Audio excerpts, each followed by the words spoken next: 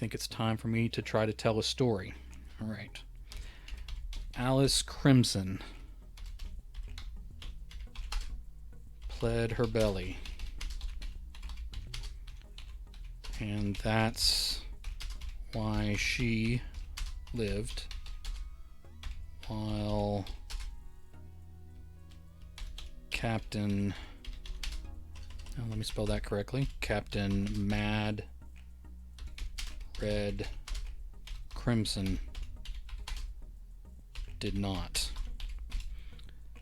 That's why she lived while, okay. Anyone looking at her could tell she was heavy with child. Some of the other women who were spared from the slaughter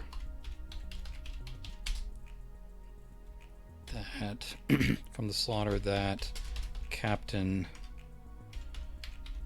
Jameson Stork called trials and executions. All right, hold on, let me make sure I even made a sentence there.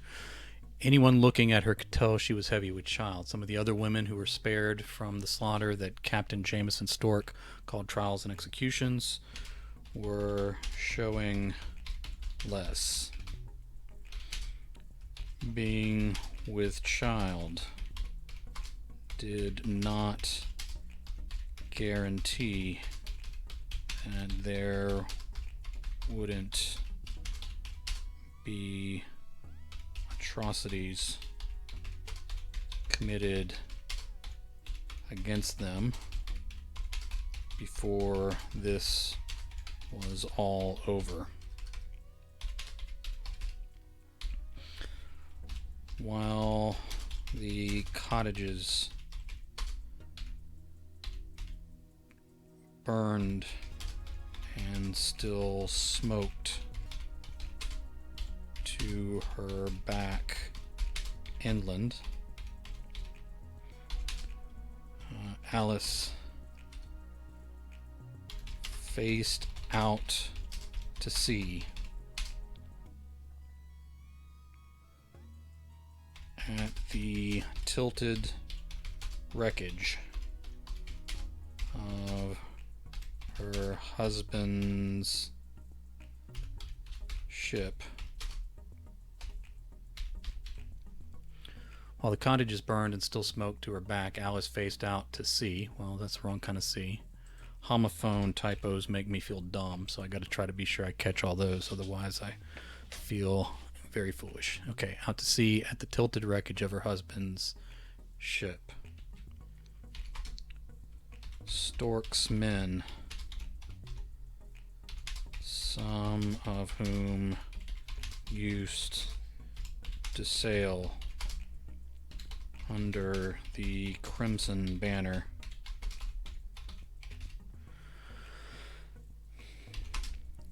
hoisted the heads of the executed men and women on the loose ropes of the wreckage.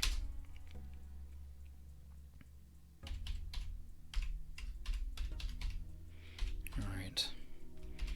One of the cabin boys' heads slipped its noose,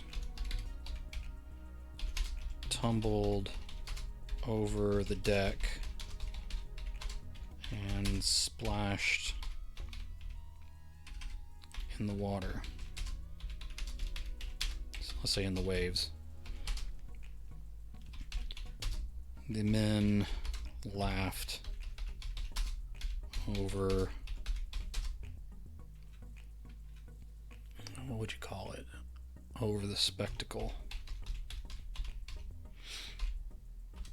they took extra care in... Hey, sorry I'm late. Ran into the corner store to pick up some snacks. All right, that's cool, Zach. I'm glad you're here, man. Kind of writing a pirate story today, so we'll see how this one goes. They took extra care in knotting the end of Mad Red Crimson's severed neck. They took extra care in knotting the end of Mad Red Crimson's severed neck in the ropes before they ran up his head, swinging from the mast. The sky sank into a soft orange as the sun set over the water.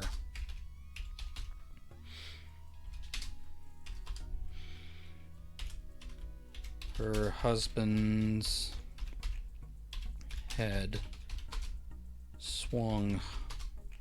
I already said it was swinging. Her husband's head, say her husband's eyes, were bulged and lifeless. His long black hair and beard had been pulled out in patches long before he died. She could almost fool herself into believing that wasn't him. Her full belly cramped, and she squeezed her eyes shut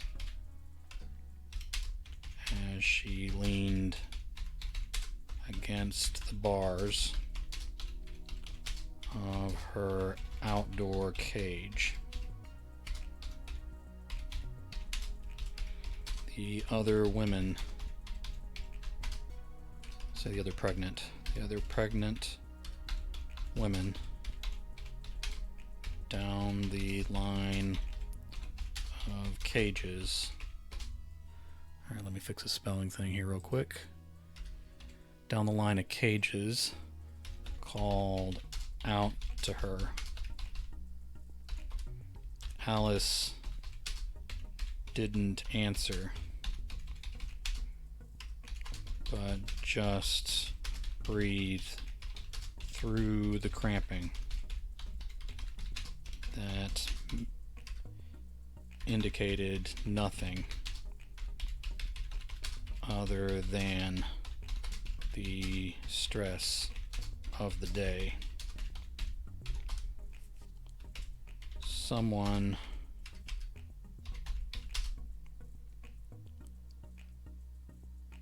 rattled a metal sword against the bars of one of the other cages and shouted the women down with all sorts of slurs he would have never used in front of his mother in earlier days.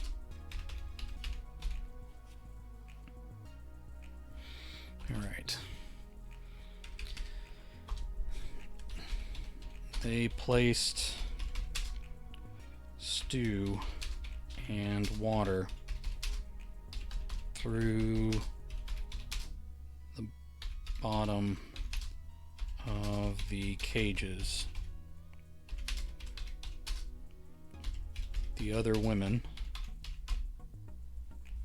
say the other 4 women, we'll be specific here. The other 4 women ate ravenously as the men laughed. Alice, well, let me make this a new paragraph. Alice stayed where she leaned, where she squatted and leaned.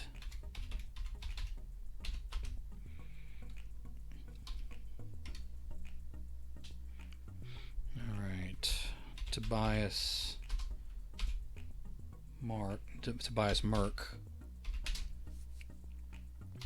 leaned close to the door, to the locked door, and leered a black-toothed grin. One of his eyes was milking over with blindness and probably some disease that rooted in his nether regions.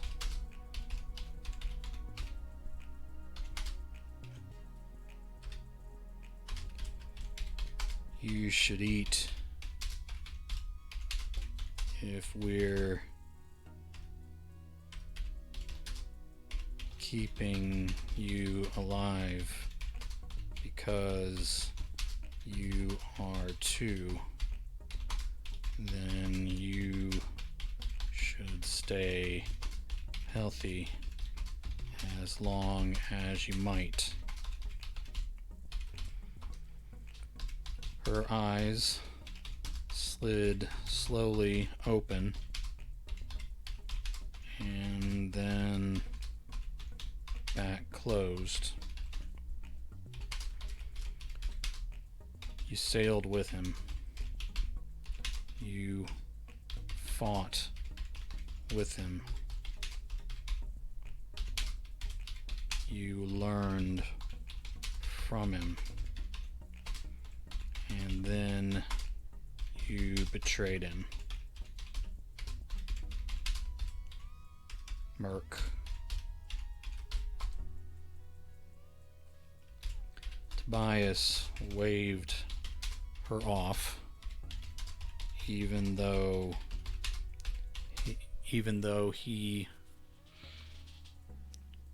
Tobias waved her off even though she was not looking.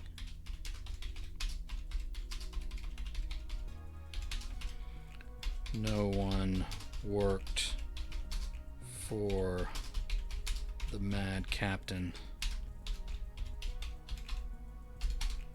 He was as liable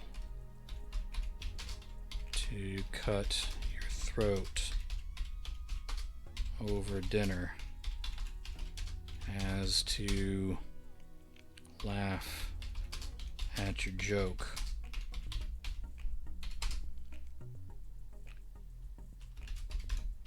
You're better off without him, and so is your pup there.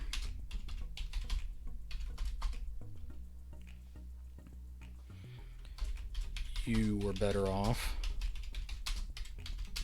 before you made myself your enemy, she said. He snorted as he stepped away from her cage. You do well not to talk like that. Keeping you alive is more trouble and holding your head under the surf.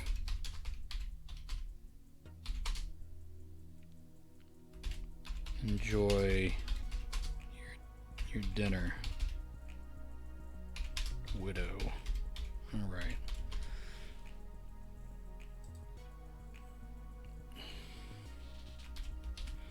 Go tell your master I'd like to speak with him. You one-eyed dog.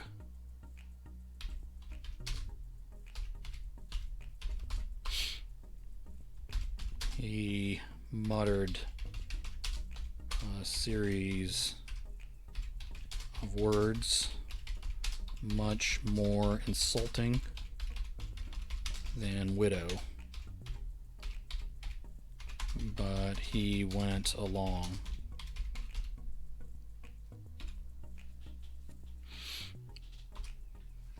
Alice glanced over her shoulder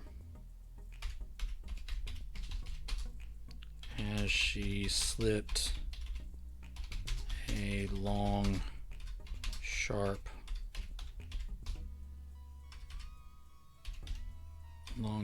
blade wrapped in a patch of leather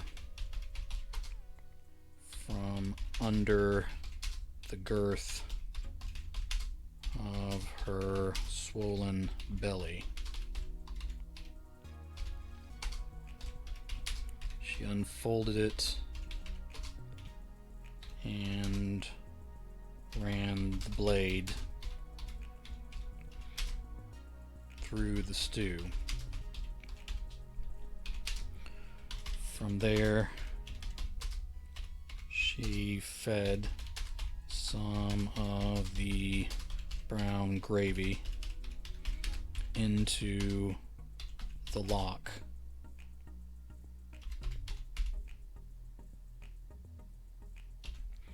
All right.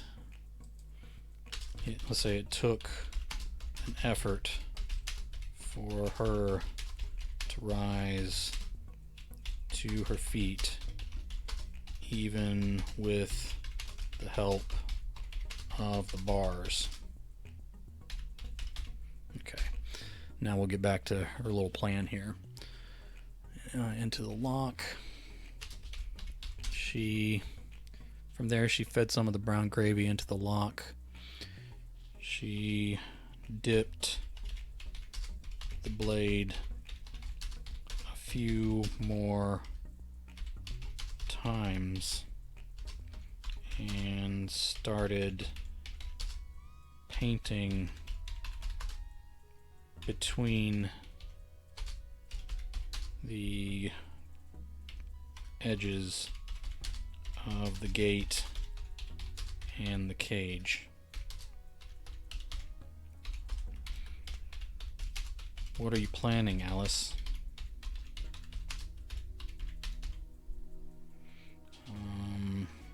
Okay, let me put a comma there, sorry. What are you planning, Alice? Meredith asked from the next cage over. Revenge, she said.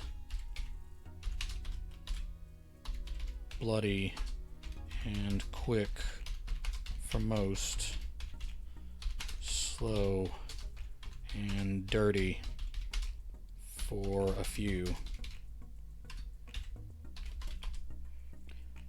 Ruth spoke up from 2 cages over and said, I'd have saved my stew for escaping if I knew it would help. I was just so hungry. Alice, I'm sorry. Talia and Cherry expressed their sorrow from the last 2 cages as well. Save it, Alice said, as she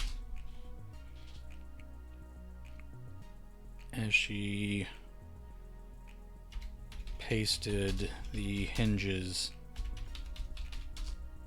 in stew. She pasted the hinges in stew with the last of the dying light.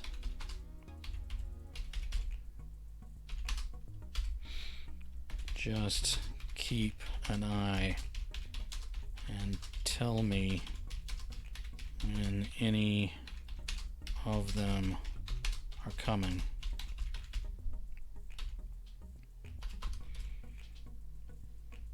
How will we get out?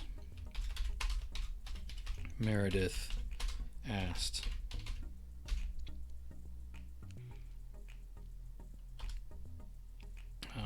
Alice inspected the caked hinges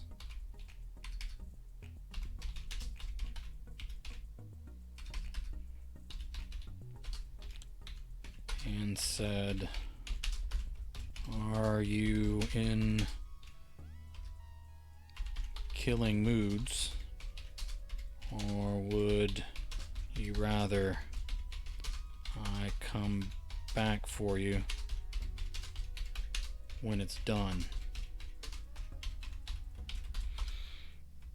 The women,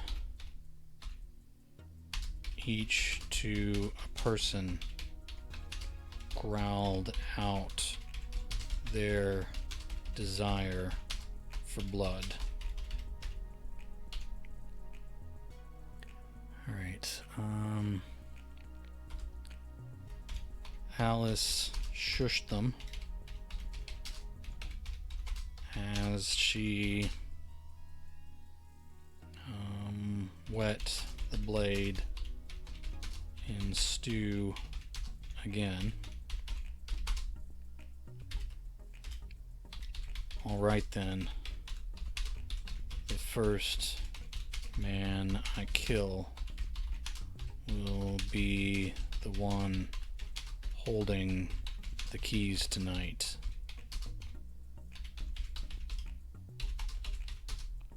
Be ready. She started tinkering with the lock. Less than a minute later,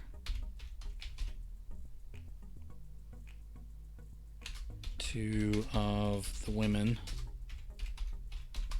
clicked their tongues.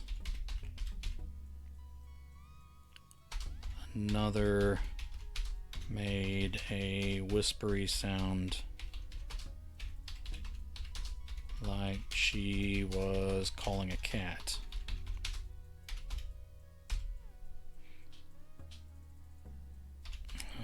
Alice waddled to the back of her cage, sat with effort,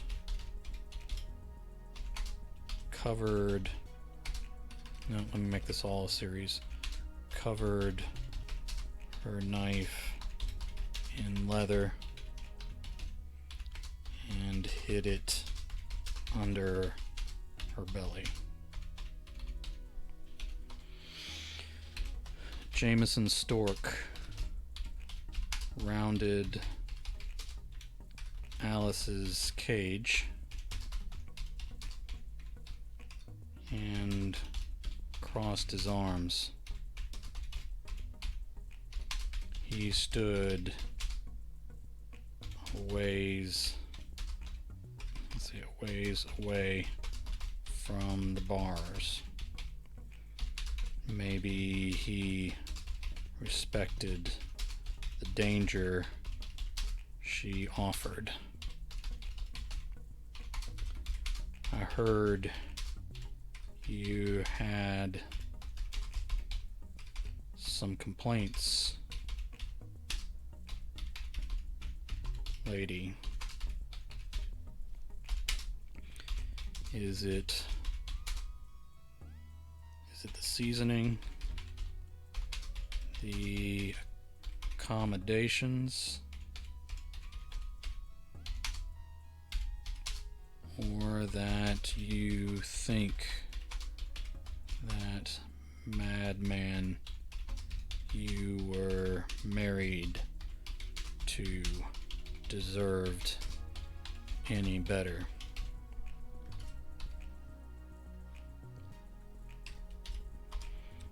She stared up at him with half open lids.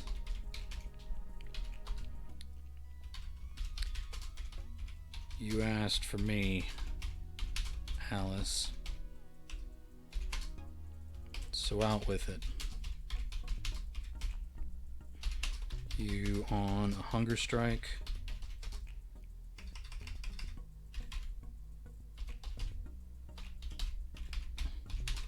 I'll save you some time. All right, let me make that 2 words over here. All right, I'll save you some time by assuring you that no one here or in any civilized city across the waters cares a bit if you starve yourself. All right.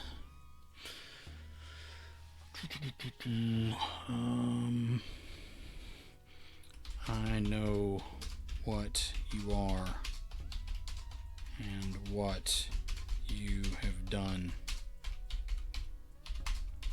Getting yourself pregnant doesn't change any of that.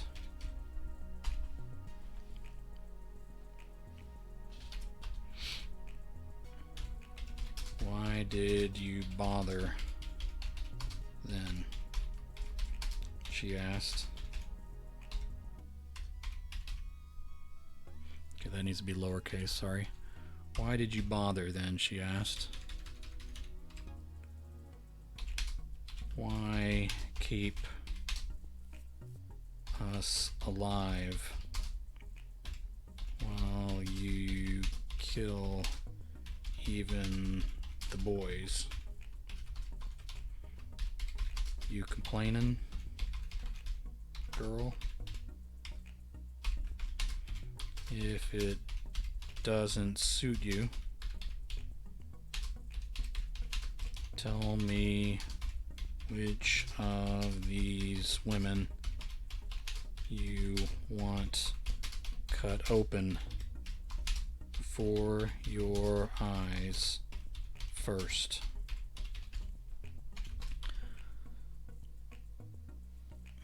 A few of the women in the other cages let out high, shrill whimpers.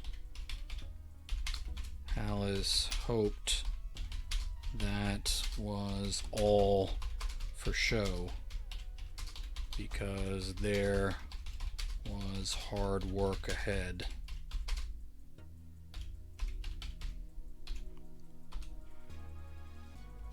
The sounds seemed, let's say the womanly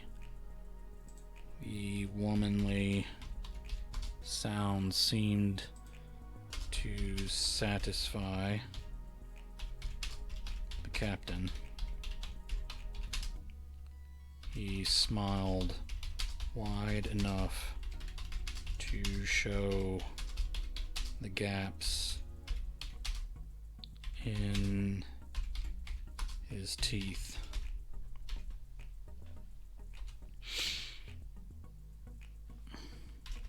Just don't understand your pretense at civility. If you don't understand the code by now, he said, you're as hopeless as he was, and you'll meet the same end soon enough. As for those boys,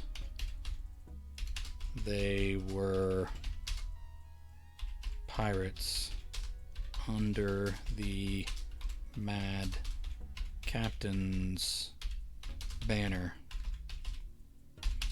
They stopped being boys long ago. Some of your crew sailed under that banner as well, Stork. He took a step forward, and Alice tensed up. She didn't need him feeling the goo around her door. Say her cage door. All right.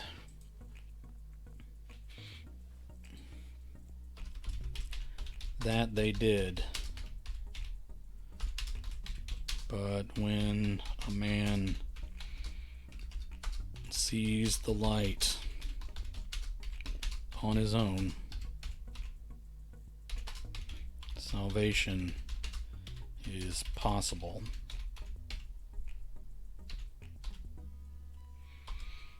He reached for the bars, and she sprung to her feet.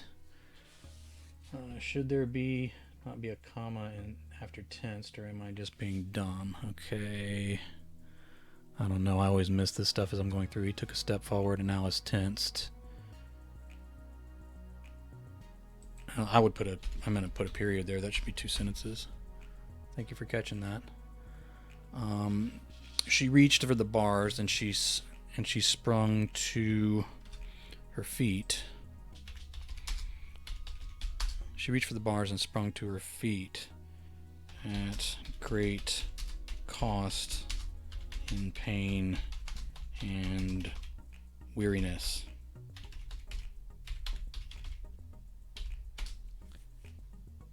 As sweat broke out on her forehead, she held her large belly very low. She held low on her large belly.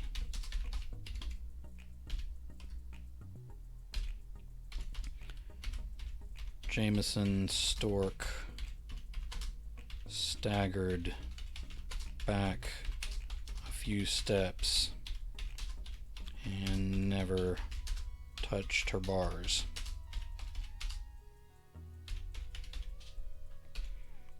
Now she smiled.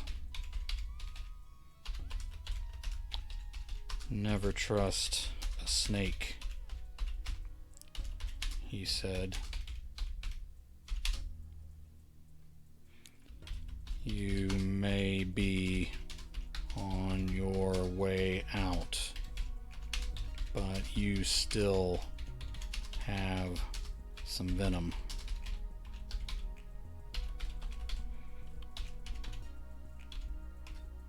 Don't forget it, she said. He rounded her cage wide.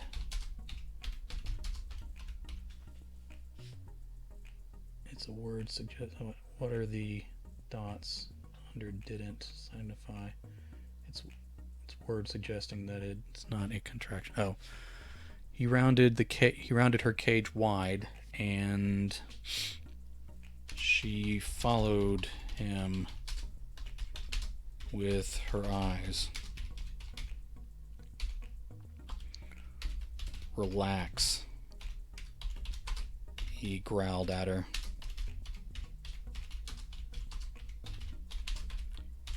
Enjoy your stew. We made it from your animals. We didn't. Have him say I. I didn't. Okay, I didn't put your husband in it like some of the men who once sailed under his banner suggested. You're welcome, lady.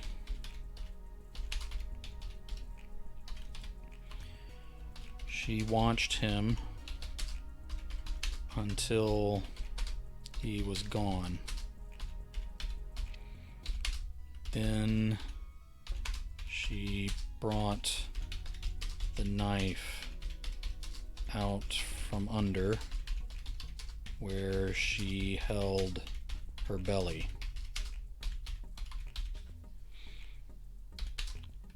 As she slathered the blade with stew again, she went to work on the lock and door.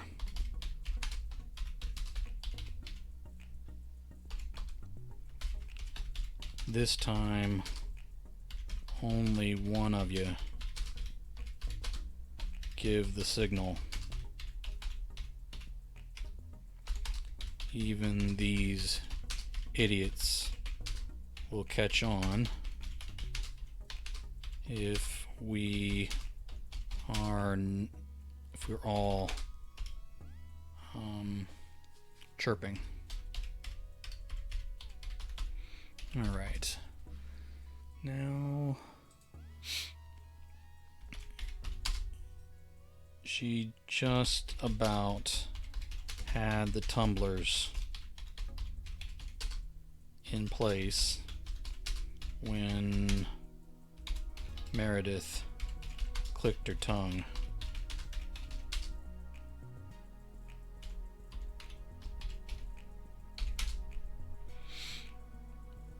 Alice, okay, let's make a new paragraph here. Alice slid down the bars beside her door.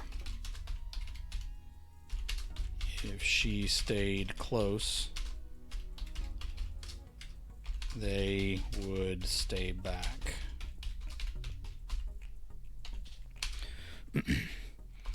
It was a fellow she did not recognize.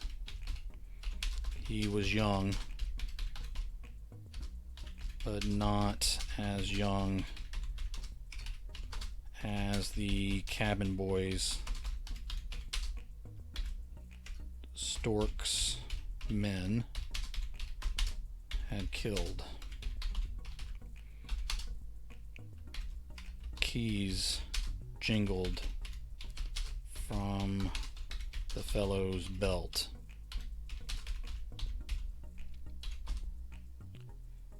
Alice met eyes with Meredith.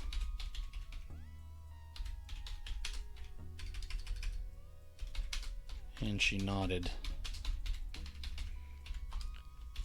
The kid was too lively.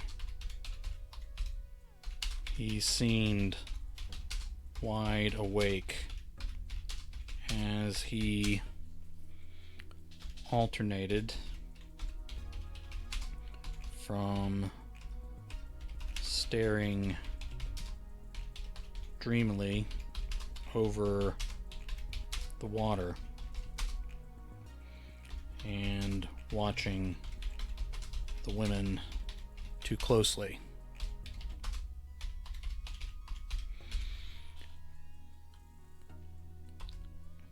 In the late hours,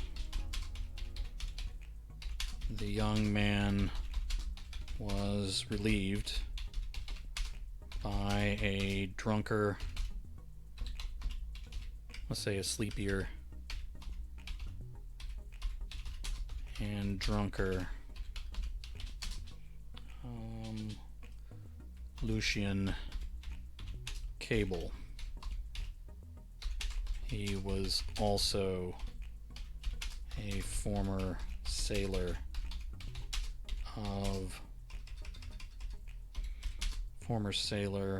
of Mad Red Crimson's crew. He accepted the keys from the kid, belched, placed the ring on a rock a few feet away from Alice's cage,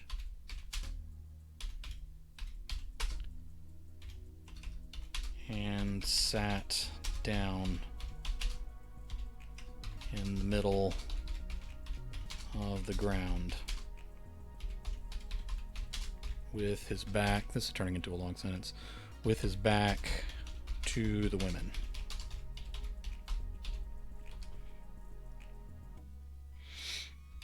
The kid looked back and forth from his relief to Alice.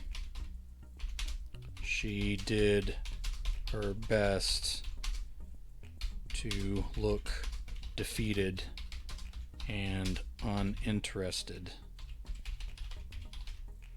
Finally, the kid decided to leave.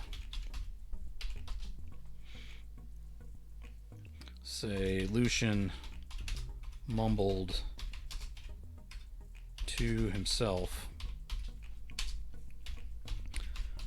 about not being paid, not finding treasure, not getting enough plunder, and missing his sleep. Never once did he mumble that he was sorry for betraying the Crimsons, and Alice didn't forget it.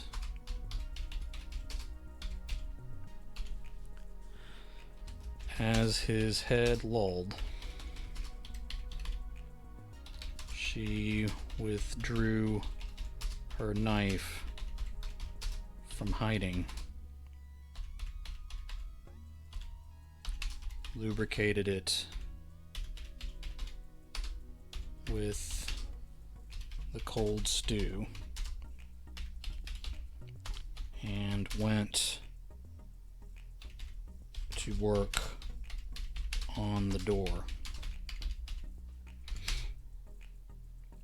He shifted in his sleep, but she never stopped. The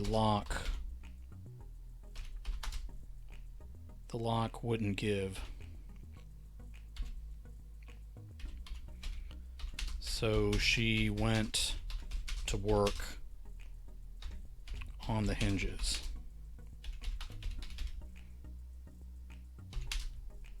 The stew helped as she ruined her knife, twisting the hinges out one by one.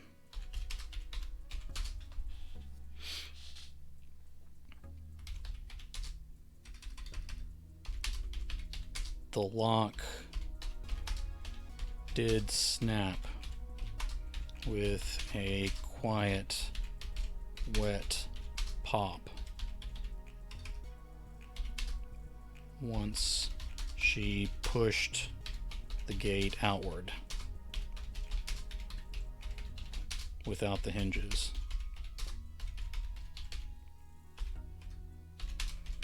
The slathering of stew caused it to slip free without a sound.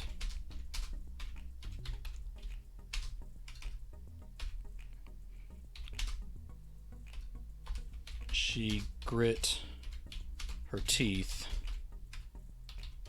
through the effort. I frequently write long sentences too. It's something I need to work on. Yeah, I get into those preposition roles. It's not always a bad thing. Sometimes putting commas in help, but it doesn't hurt to shorten sentences from time to time. She grit her teeth through the effort and leaned. She grit her teeth through the effort and leaned the gate against the outside of her cage.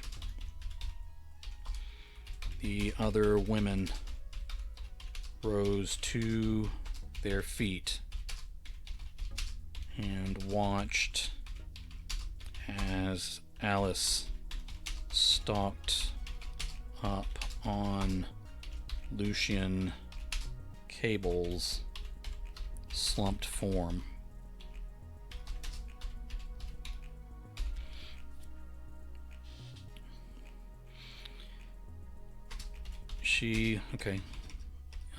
Let's do a different paragraph here.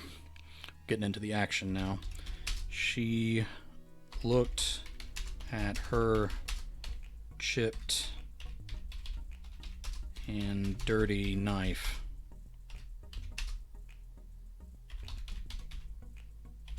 Then she reached to Lucian's side and drew the ivory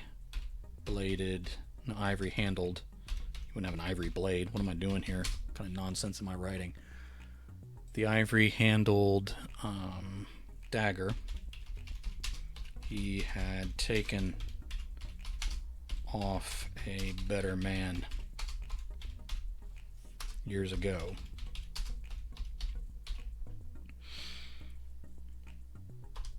Lucian did not wake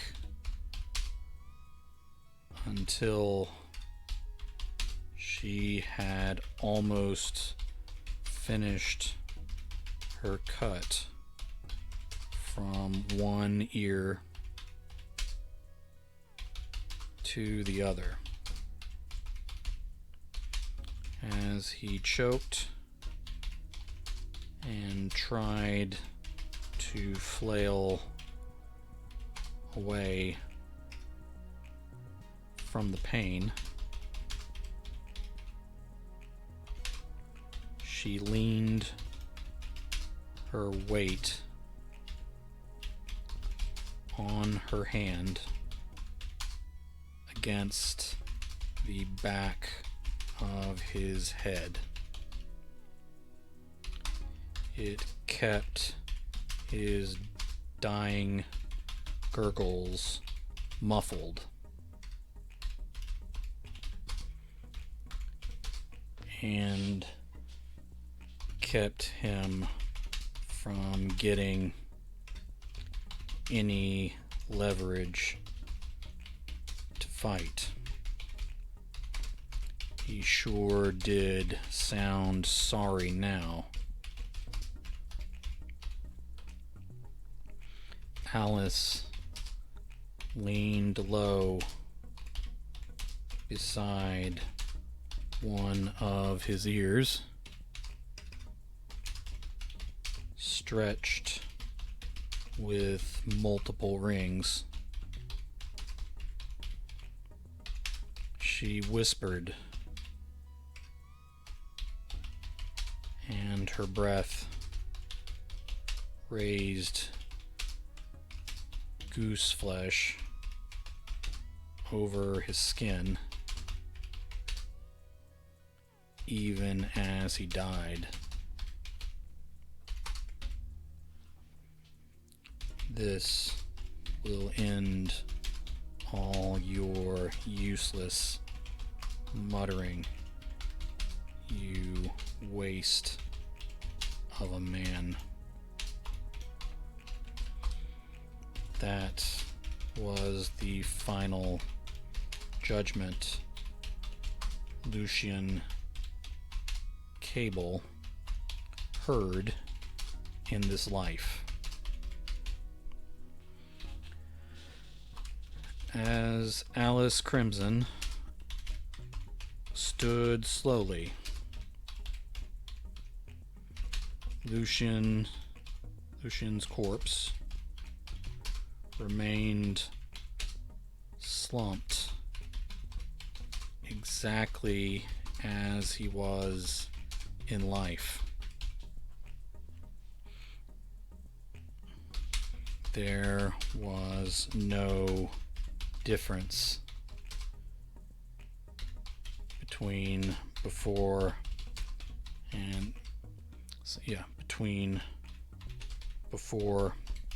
and after his end, and that pretty well summed up his life. Alice retrieved the keys and unlocked Meredith's cage first. Meredith kissed Alice on her sweaty cheek and took the keys from her to free the others.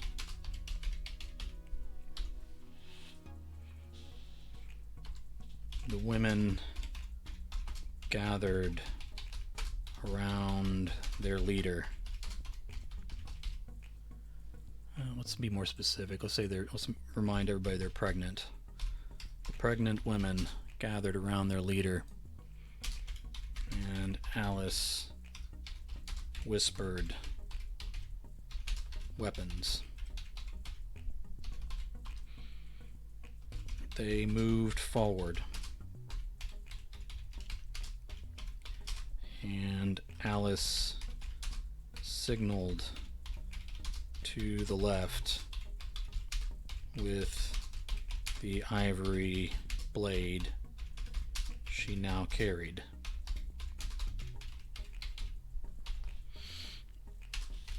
The women moved that way, and Alice circled wide alone from wagon to wagon.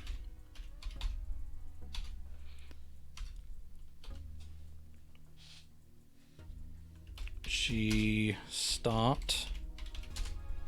Okay, hold on. Let me mark off who's dead. I want to keep track here. She stopped near a porch that used to be the cottage of Ruth and her husband. Let's just say her man. Maybe not all of them are married. All right, Ruth and her man. The porch still stood attached to one blackened and blistered wall. The rest of the cottage was ash and ruin. Alice was angered at the man who slept in a chair propped against that burnt wall. Shy Tempest was another traitor.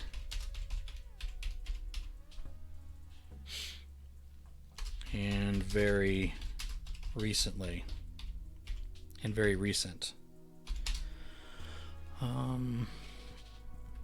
But what angered Alice was that her husband had lost to a crew too stupid to keep from burning their own shelters in a conquered land. They were too ignorant to live, too stupid to celebrate victory.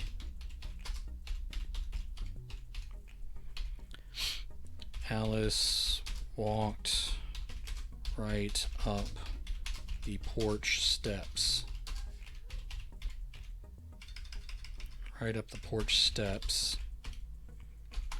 Letting them creak and pop. Shy shifted in his sleep,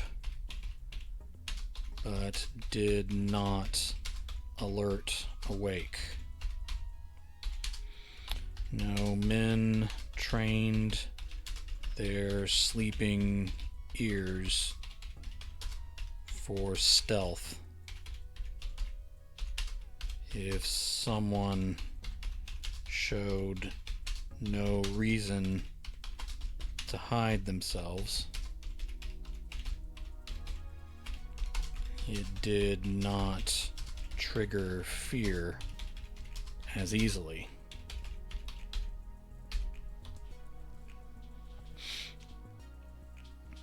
Alice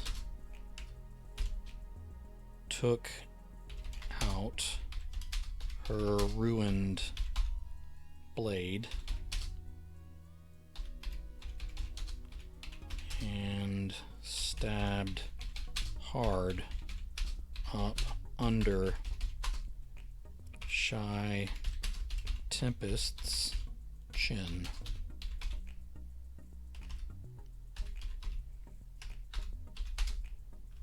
His eyes flew open, and he flailed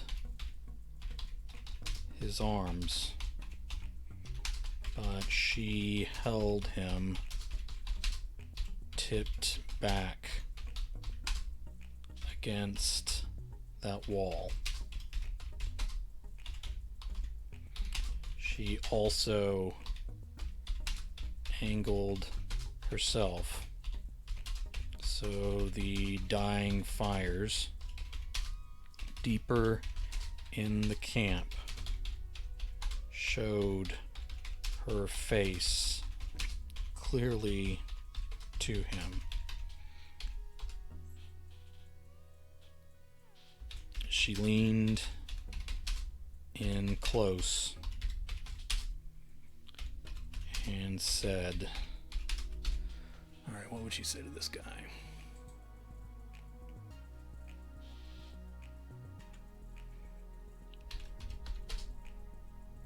You are not.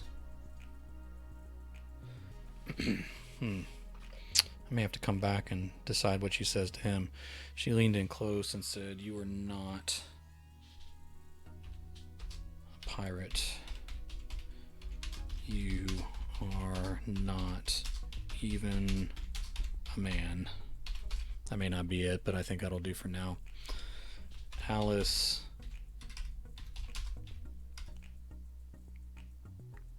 rammed the other blade up to its ivory hilt in his ear.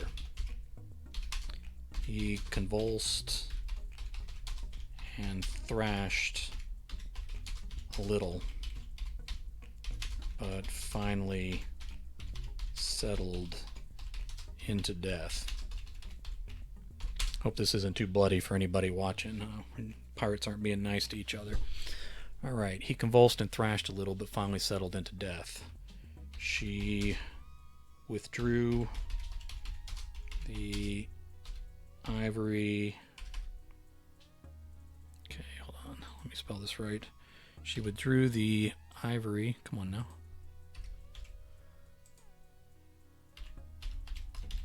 Handled knife, but left her ruined blade buried up into his skull from underneath. She used the handle of that abandoned blade,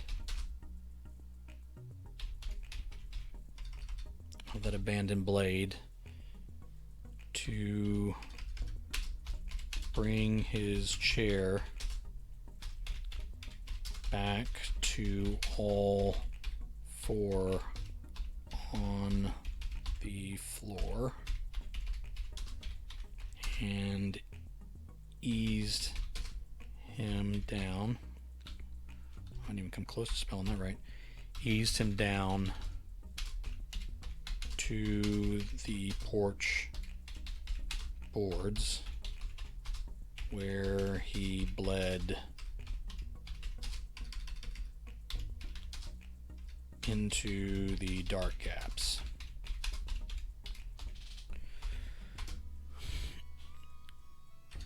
Alice took a couple more blades and a pistol off of Shy's body. She waved a bloody blade up into the scant light. The women saw it and moved to her out of the shadows. Blood dripped onto her dress and one cheek. She distributed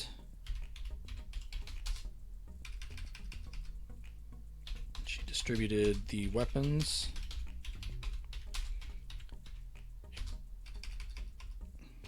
Then Alice pointed at the gun and put her finger over her lips. Cherry nodded her understanding.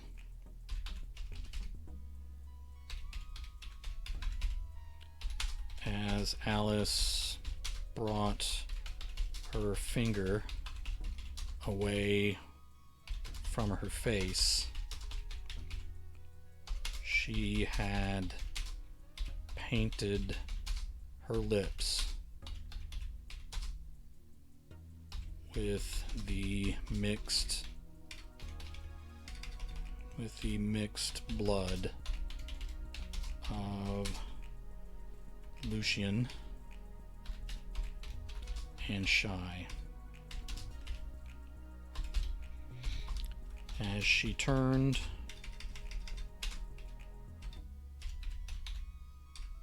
to go deeper into their ruined village, Alice absently licked the salty taste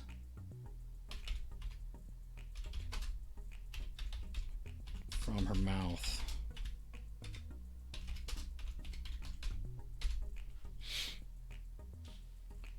She had not eaten dinner, and the flavor of the blood made her stomach roll with hunger.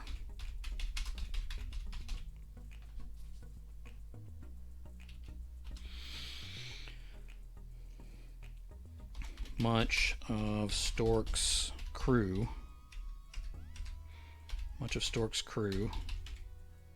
lay about on the ground, sleeping.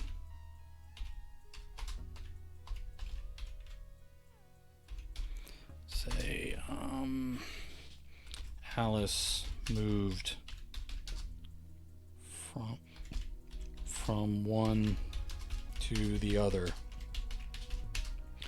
sticking them like bugs, twisting the blade inside their brains and walking on to the next without waiting for the others to finish dying. Soon the women were fully armed.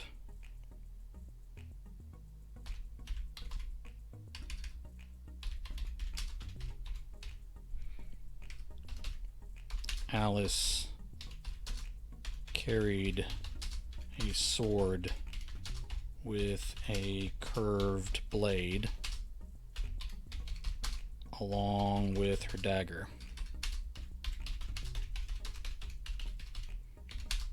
She tied off a sash between her belt, let's say the top of her belly and between her breasts. She used it to hold 3 loaded weapons for later.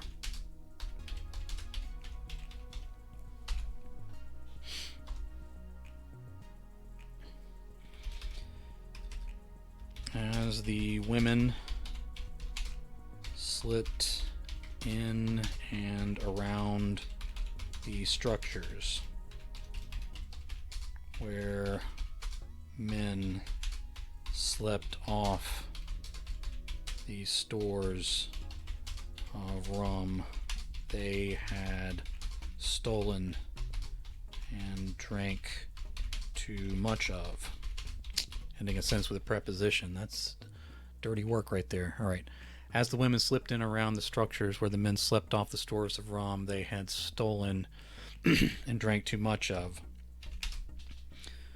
the dead village was fertilized in spilled blood.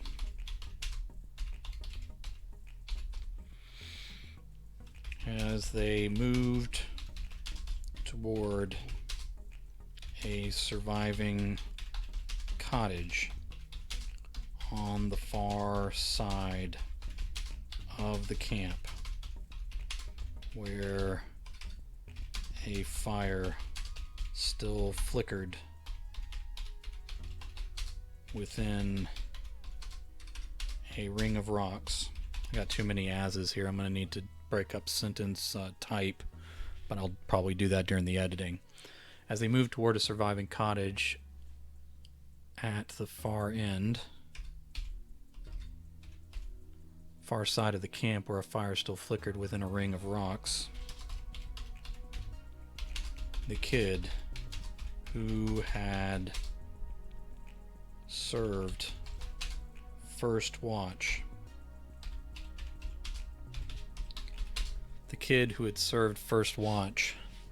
stepped out of the trees, still tying up his pants from where he had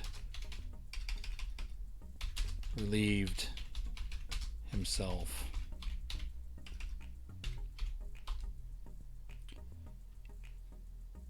He stopped cold and stared into the faces of the bloody armed mothers. Right. His eyes grew wider and wider. Alice whispered, "Don't, lad."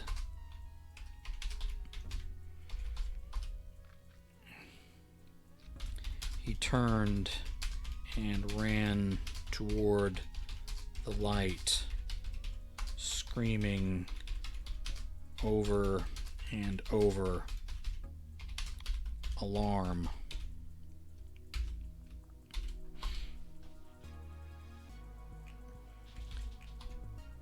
Alice drew back the hand holding the ivory handle and hurled the blade end over end. The pommel struck him. Okay, let me fix that. The pommel struck him in the back of the head instead of the blade as she intended. As the knife, as the dagger, fell away in the grass, the boy yelped, but returned to screaming his alarm. A pistol shot cracked off in the night,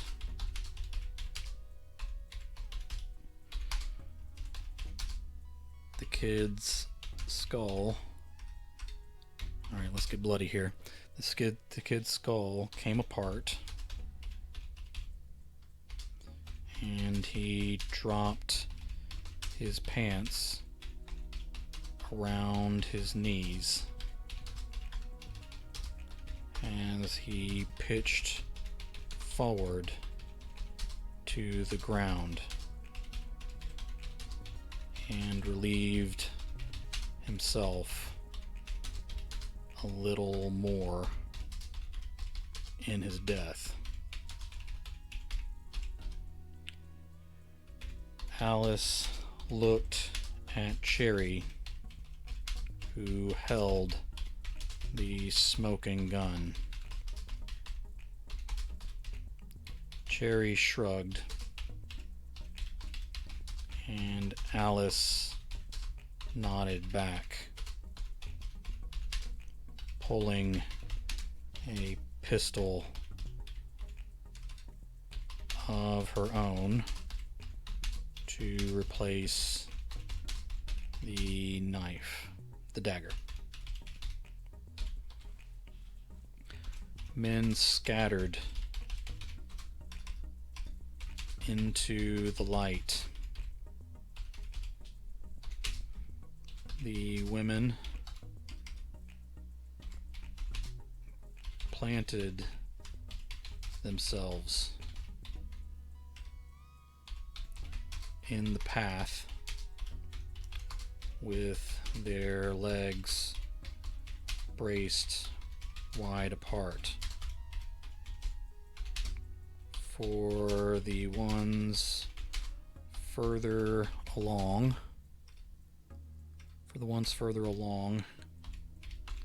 in their pregnancies, it was actually more comfortable.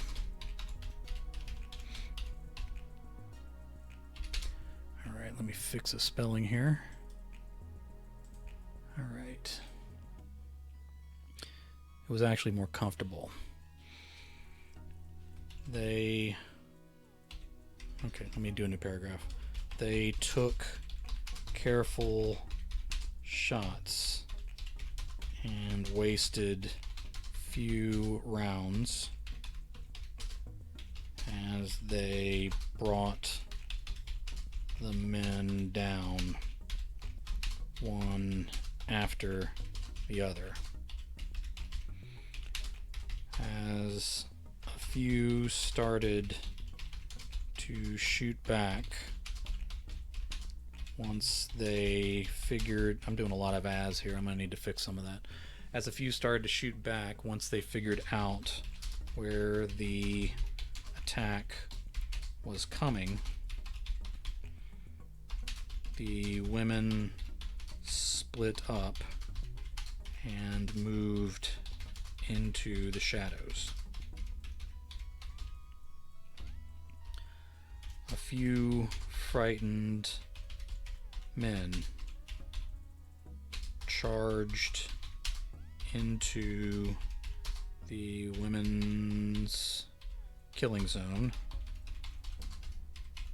as they tried to flee to their skids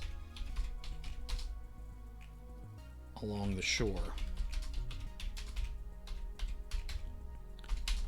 To a man, they were cut down by blades taken off their fellows. Alright, hold on, I killed that guy. I got two more dudes that need killing. Alright, to a man, they were cut down by blades taken off their fellows.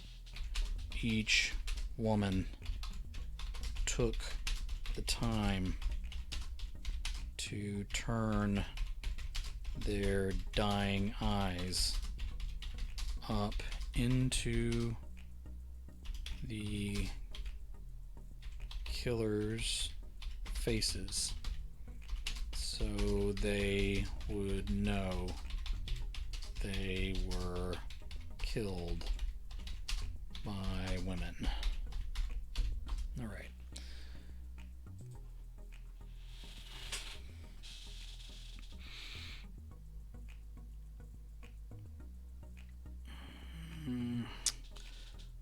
few men grouped together and made their way wide through the trees.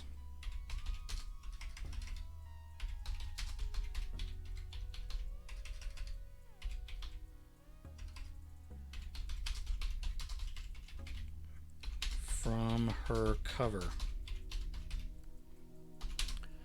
Alright, a few men grouped together and made their way wide through the trees from her cover. Alice saw Captain Jameson Stork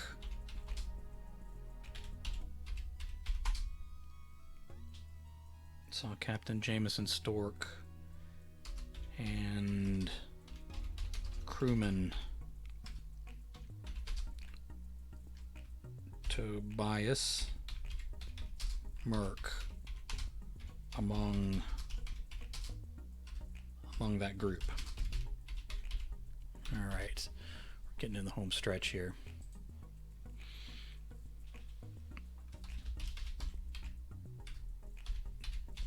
They're getting away, Meredith said. Alice shook her head.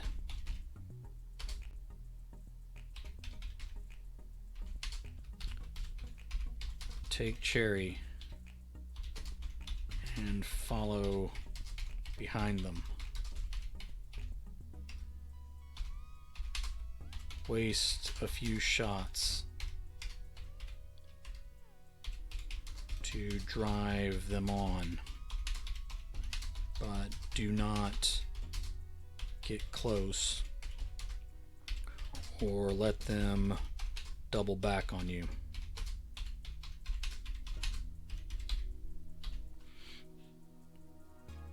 All right. Send the others with me to cut them off. Alice moved through the village. Alice moved through the ruins, let's say, without waiting for the others. Shots rang out as she navigated the switchback trail down the cliffs to the beach.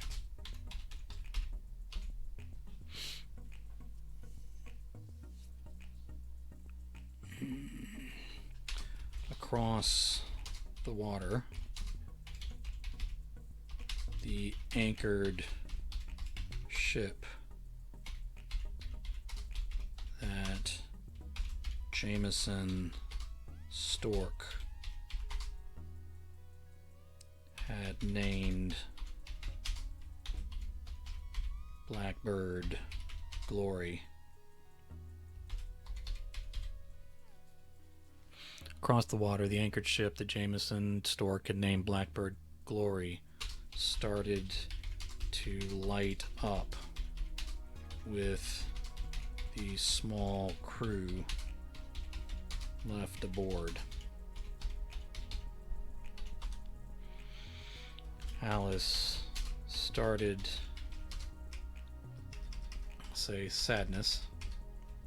Sadness welled up in Alice's chest as she thought she might not get a chance to kill them all.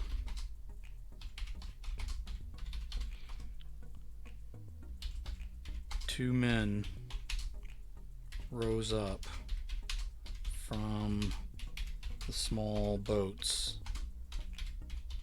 along the shore.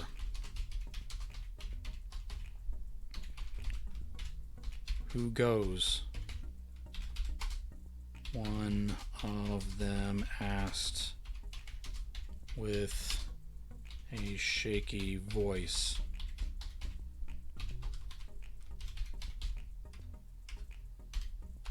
They're all dead. You need to flee, she said. They exchanged a look, and then the other said, "Come no closer. If you don't leave now, you will be dead too."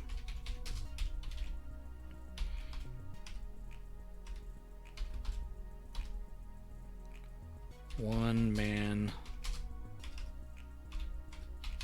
looked back and forth while the other started to push one of the skids out from the sand. We're getting into the home stretch here, I think.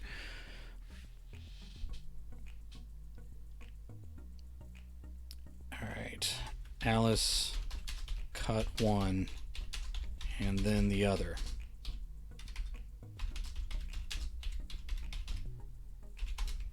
As they both recoiled, she stood between them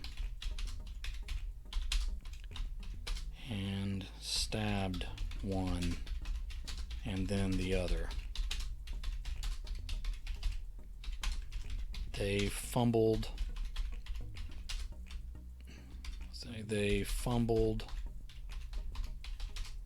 Good Lord, let me spell something right here. For their weapons. And she alternated wounding them deeper and deeper and deeper with each strike. They fell to their knees.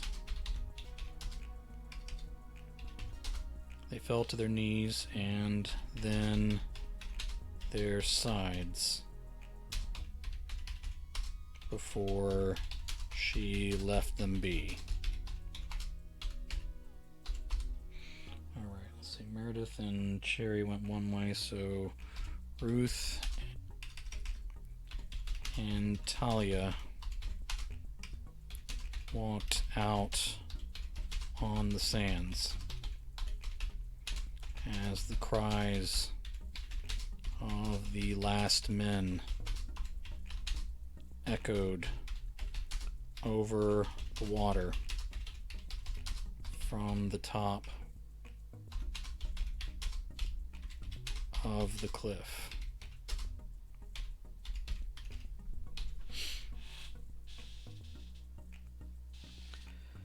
Alice motioned to the boats, and the others smiled as they climbed inside and laid down low. Okay. Jameson headed the group as they made their way down to the sand. They kept looking over their shoulders as they approached the boats. Alice pulled back the hammers on 2 weapons, but carefully fired them one at a time. She did not aim on Jameson nor Tobias. As the others opened fire to... Okay, more asses. She opened fire, and the other 2 joined in. Okay. The men turned and fired on the cliffs instead of the boats.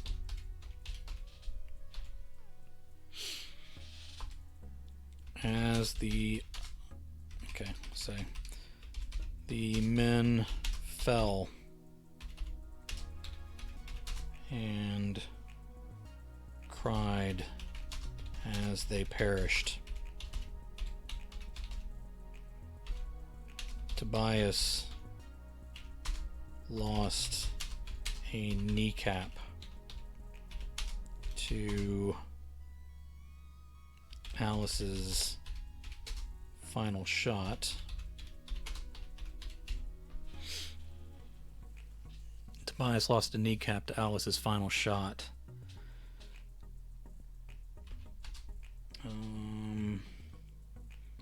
Here we go. Let's get all the women back together here for the final punishments here. All right. Cherry and Meredith crossed the sand as Jameson's stork fled along the beach.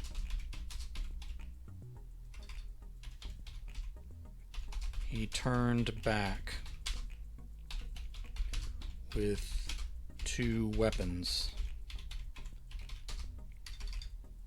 and pulled both triggers.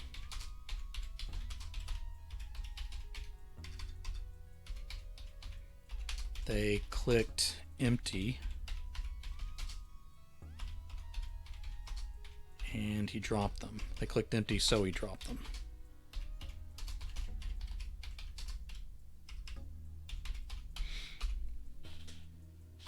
Alice stood.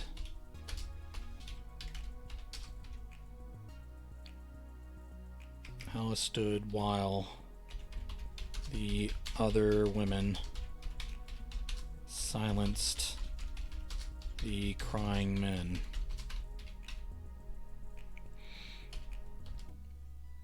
She stalked behind Tobias Merck as he dragged himself along the beach away from her.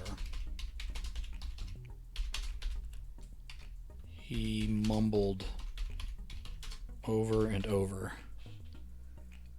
"Oh, look, we have a bot. Everyone say hello to the bot," as I ban him. Alright. Good enough. Let's get rid of him. Alright. Alright, one more bot down, 1 billion more to go. Okay. He mumbled over and over. Wait. Wait. Wait. Wait. No, wait. Tobias held a palm out at Alice Crimson.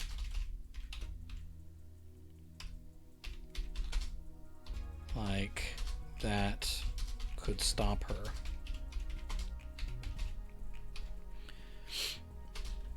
She stabbed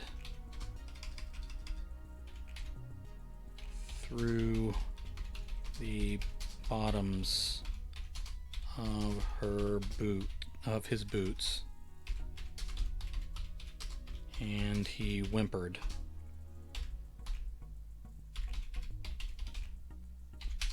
She slashed and removed a couple fingers from that extended palm. He rolled to his stomach.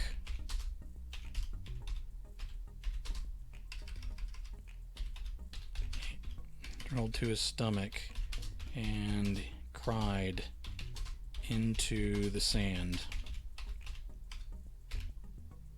She opened both his kidneys.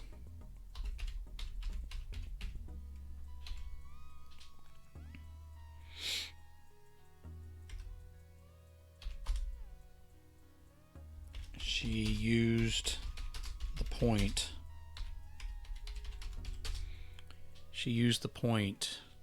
of one of her knives. Hey, Springbok, thanks for being here.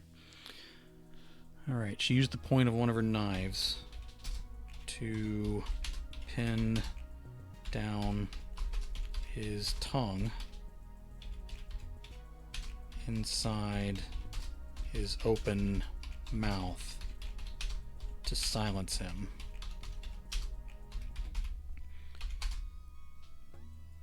Alice held her stomach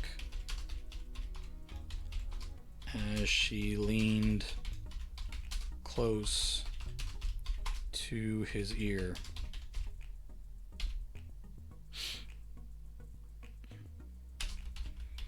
You were dead the day you turned on us. You've been on borrowed time ever since. Now I'm collecting.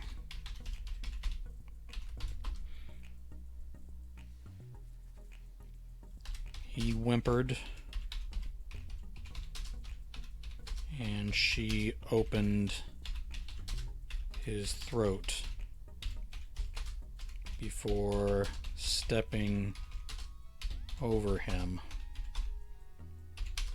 He watched her go. He watched her walk along the beach after the captain as he died slower than he expected. Cherry leveled a weapon and fired it into the sand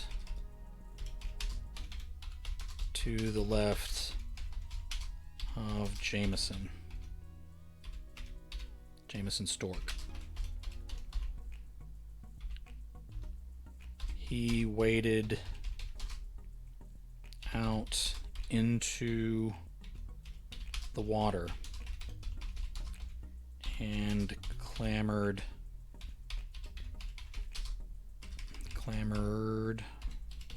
up the broken dock that still stood a little farther out.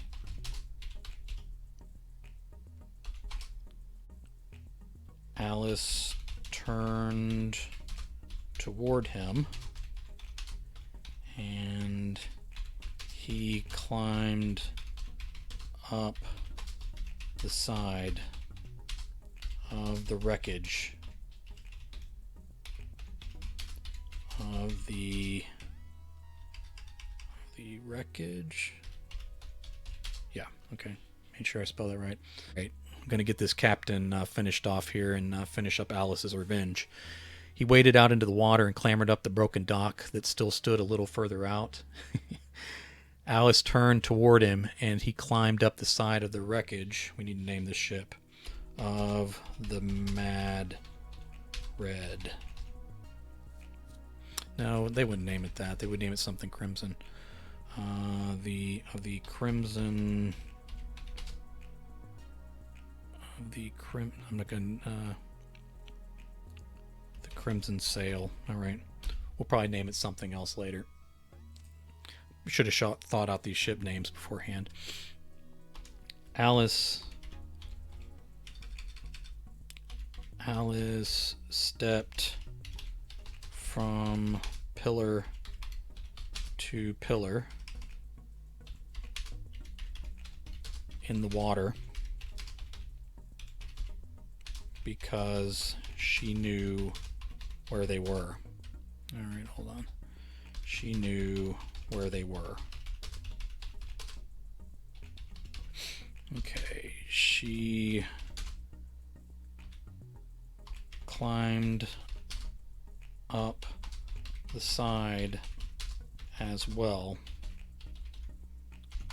but slipped through a hole in the hull instead of sticking her head over the side.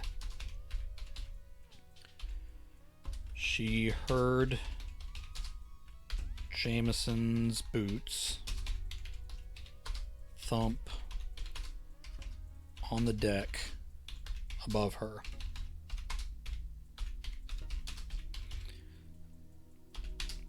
Alice navigated the steps.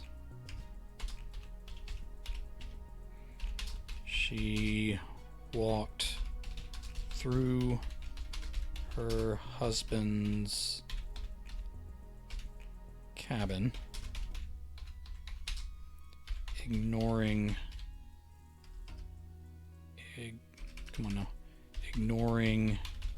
the things that had scattered across the floor with all the spilled memories they held.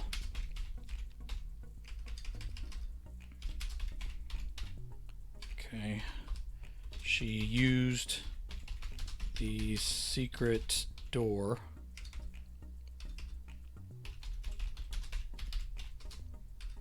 behind the bookcase and walked out onto the deck.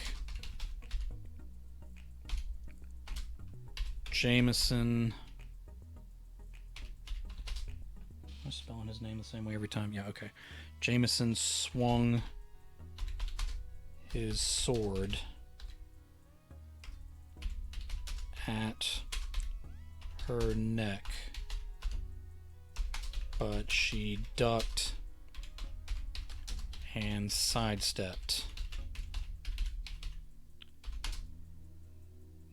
The second it took him to pull the blade free of the fine wood,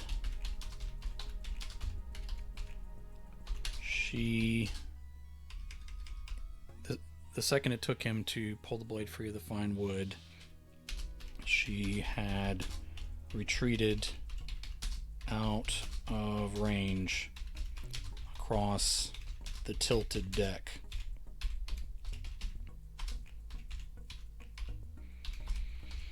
The sun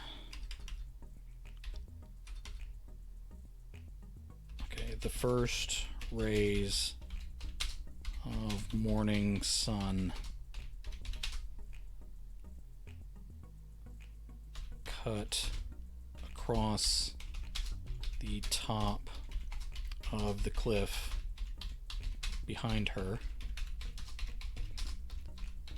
and lit the severed heads hanging from the ropes above.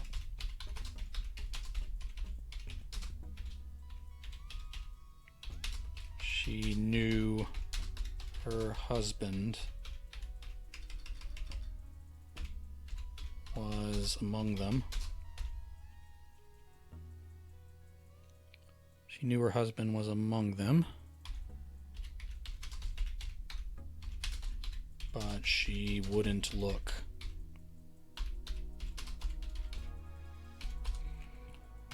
Jameson Stork waved up with his blade and smiled his gapped grin. Anyone you recognize, dear?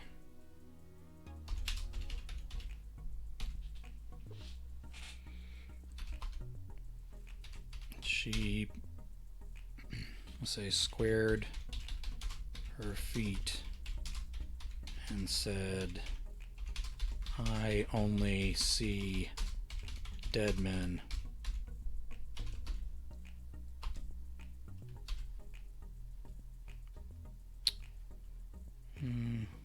Should have been more dead women I see now. She shrugged.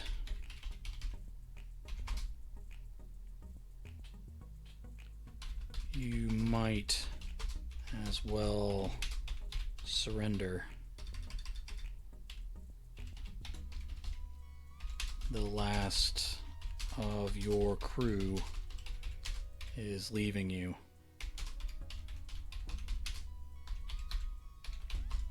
He only ventured a quick look over his shoulder before returning his attention to her.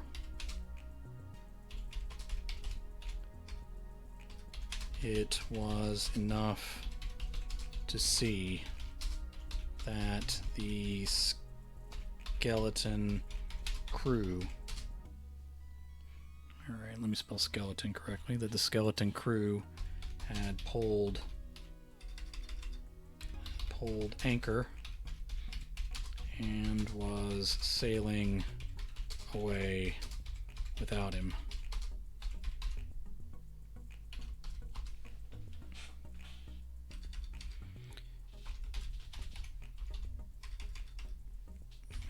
Well, you can't find good men anymore, he said. I can't plead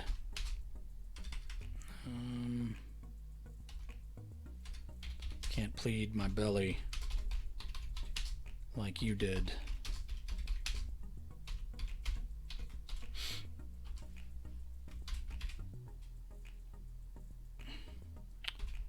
I'm going to kill you anyway, sir. He licked his remaining teeth and shook his head. Well, let's make sport of it, shall we? Sword to sword, captain to captain. one of us dies and the other walks away. I don't like my odds, but I respect a challenge and a worthy opponent. Captain Crimson.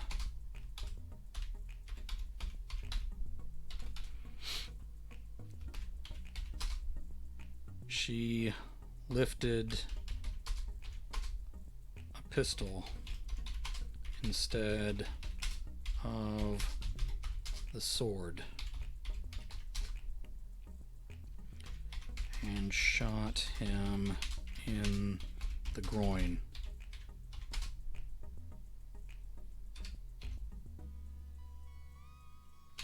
He doubled over and collapsed to the deck.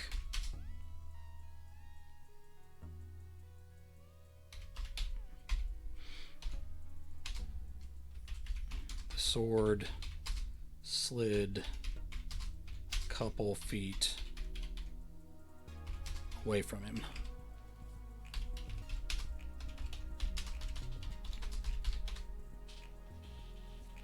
The sword slid a couple feet away from him. Alice dropped the empty and fired one more time. And so he fired with another into his right shoulder, just in case.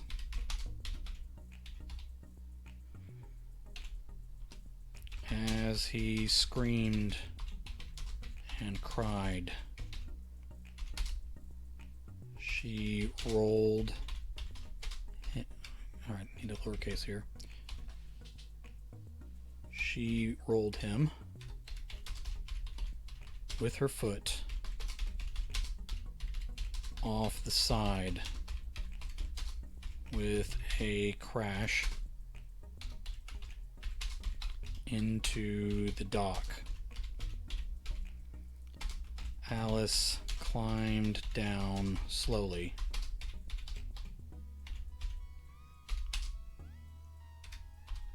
Jameson Stork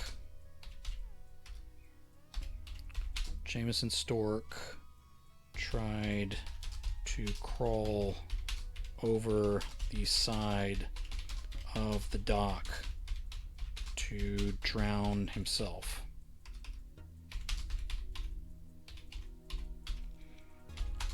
Alice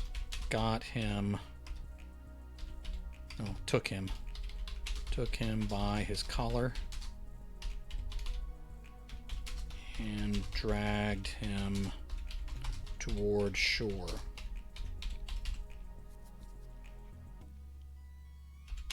As she stepped from pillar to pillar, he choked below the waves.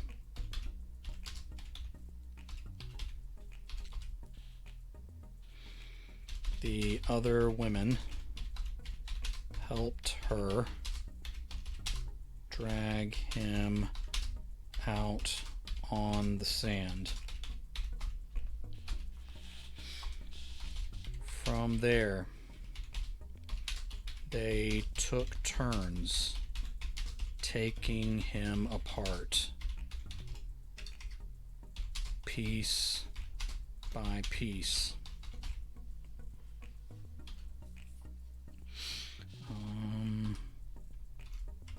As afternoon approached,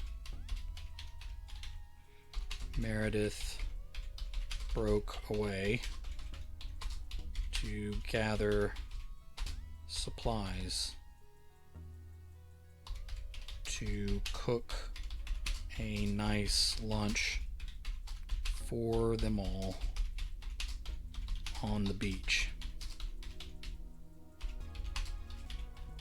They ate and talked among themselves about the future as Captain Stork groaned in the sand nearby.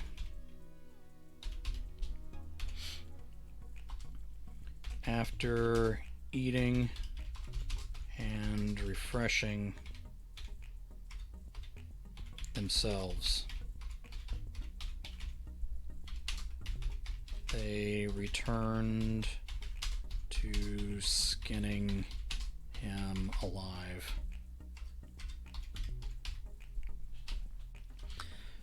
Not much else got done that day, but this was important and needed to be done well.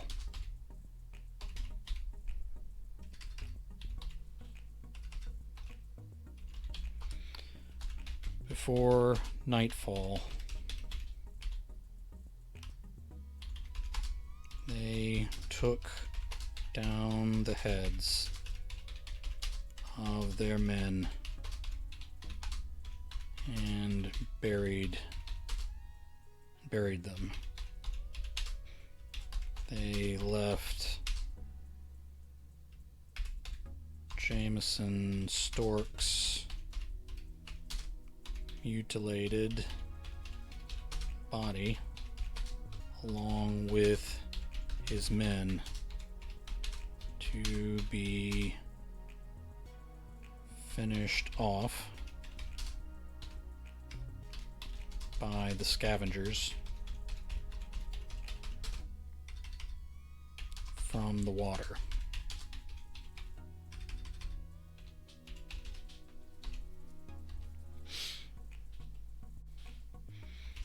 The women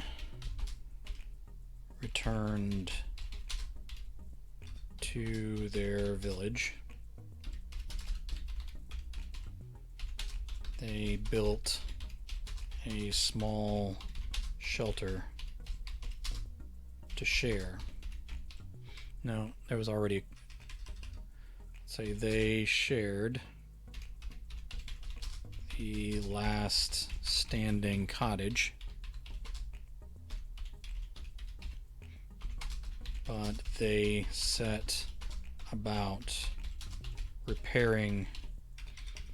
No, they wouldn't repair the ship because it's fallen apart.